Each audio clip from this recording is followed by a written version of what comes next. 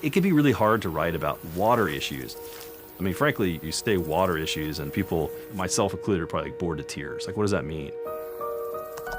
It sounds like a problem, but I don't really know how it affects me or what it looks like. Who cares? But Jacob's Well takes all that and really distills it down to this literal hole in the ground. It is the canary in the coal mine of the overall health of this aquifer that hundreds of thousands of people depend upon. My name is Forrest Wilder. I'm a writer with Texas Monthly, and I wrote Who's Killing Jacob's Well?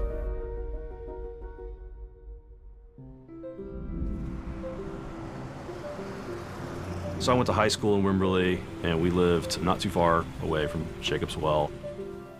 Wimberley's filled with all these awesome swimming holes, but this is one of the best and is like a really special place because of how the water comes from deep underground in this cavern into this one little chasm at the surface. You know, when it's healthy, there's a force to it. It's flowing, it's pulsing out from underground. There's not too many spots like that I've ever seen in Texas or maybe even the world. But these days, it's just kind of in a diminished state. Jacob's Well has just kind of stopped flowing for long periods of time. I remember visiting for the story that I did, I think it was July of 2022. You know, I hadn't been to Jacob's Well in a long time. And seeing it, I compared it to visiting a loved one in hospice.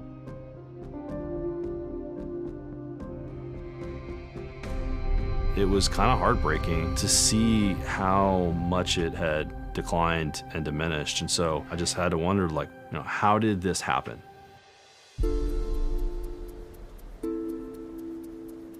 People think of the hill country, yeah, they're thinking about the rolling hills, wildflowers, but the other part of it is the water. These spring-fed streams that are just like iconic, that by and large, they're fed by aquifers. So there's aquifers all over the state of Texas. We can't see them, and so they're kind of mysterious, although they are the source of drinking water for millions of people. They're the source of water for farmers, for agriculture. These aquifers come to the surface in the form of springs and seeps. So Jacob's Well is the expression of the Trinity Aquifer at the surface.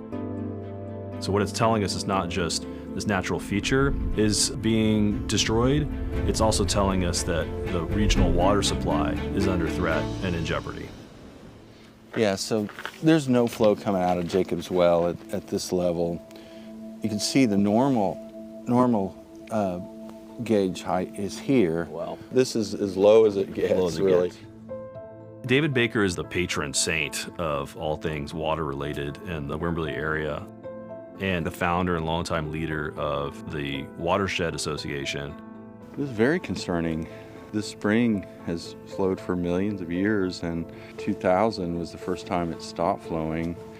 It's basically we're pumping out more than is going in. Yeah. So it's like a bank account. We're spending more than we're depositing, and part of that is drought, but a big part of it is the pumping for the development.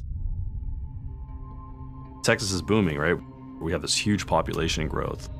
Hays County is kind of like right in the middle of all that. So it's one of the fastest growing places in the country. And so as this area has boomed, one of the consequences has been a lot of additional pumping on this aquifer that is a pretty finite resource. And essentially you have this water utility that's providing water to thousands of homes, but they're doing it out of wells that are tapped into the same part of the aquifer that Jacob's Well is. In 2022, Aqua Texas pumped nearly twice its permitted amount, and then in 2023, it massively overpumped again. In 2024, same problem. So you can see that there's a consistent issue here. Here's Jacob's Well, no flow. This is normal flow. This was a year and a half before. But why is that happening? Well, when Aqua turns their pumps on, you can see the correlation between the pumping and the spring flow. And so every day, you know, Aqua Texas turns their pumps on 3 times, and you can see that gauge go down as they pump. This is going on every day. And as you add more homes there, you add more water that's coming out of the aquifer. In 2023, I spoke to Aquitex's president. He said there were a number of things that they were doing to reduce pressure on the aquifer around Jacob's Well. One is they were going to crack down on wasteful customers to the extent that they can under Texas law. They were investing money in improving their infrastructure, so they'd have fewer leaks. And that they were also seeking alternative water supplies, specifically trying to open up new wells just outside of the Jacob's Well groundwater management zone. As of January 1st, 2025, they're still massively overpumping, and Jacob's Well continues to be dry. Unfortunately, this overpumping problem extends well beyond just Jacob's Well and the area serviced by Aquitexas. What's happening is as the aquifer is drawn down due to overpumping and drought, people's water wells are starting to fail. So there's people in the Wimberley area, for example, whose wells are now unable to produce adequate water for their household needs. And that's a big problem. And unfortunately, we continue to have this huge population growth, and droughts are getting worse. So the problem looks like it's likely to continue to worsen. There is a conflict here of values.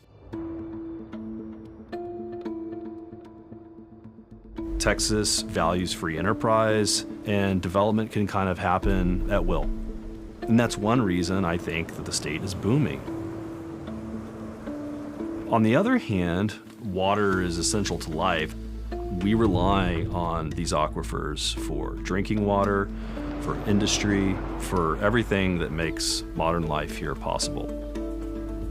Jacob's Well, it's telling us that this aquifer is under stress, that it's essentially being depleted and mined slowly over time, and the consequences of that are immensely important.